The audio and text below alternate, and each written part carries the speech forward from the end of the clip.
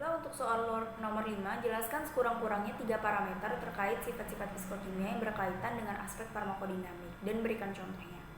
Karena sifat fisikokimia menentukan suatu efek dan efektivitas obat, maka sangat berkaitan dengan farmakodinamik. Farmakodinamik mempelajari efek obat terhadap fisiologi dan biokimia selular dan mekanisme kerja obat. Dapat diuraikan parameter kerja obat sebagai contoh, ada mula, puncak, dan lama kerja. Mula kerja dimulai pada waktu obat memasuki plasma dan berakhir sampai mencapai konsentrasi efektif minimum.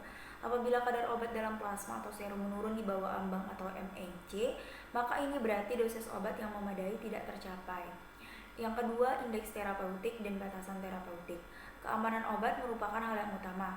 Indeks terapeutik yang perhitungannya akan diuraikan memperkirakan batas keamanan sebuah obat dengan menggunakan rasio yang mengukur dosis terapeutik efektif pada 50% hewan dan dosis letal pada 50% hewan. Semakin dekat rasio suatu obat kepada angka 1, semakin besar bahaya toksisitasnya. Yang ketiga, kadar puncak dan terendah. Kadar obat puncak adalah konsentrasi plasma tertinggi dari sebuah obat pada waktu tertentu. Jika obat diberikan secara oral, waktu puncaknya mungkin 1-3 jam setelah pemberian obat. Tetapi jika obat diberikan secara intravena, kadar puncaknya mungkin dicapai dalam 10 menit. Sampel darah harus diambil pada waktu puncak yang dianjurkan sesuai dengan rute pemberian.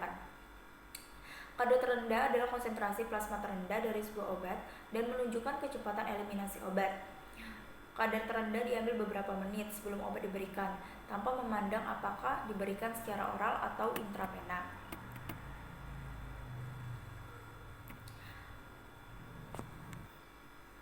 Kadar puncak menunjukkan kecepatan absorpsi suatu obat dan kadar terendah menunjukkan kecepatan eliminasi suatu obat. Kadar puncak dan terendah diperlukan bagi obat-obat yang memiliki indeks terapeutik yang sempit dan dianggap toksik, seperti aminoglikosida atau antibiotika.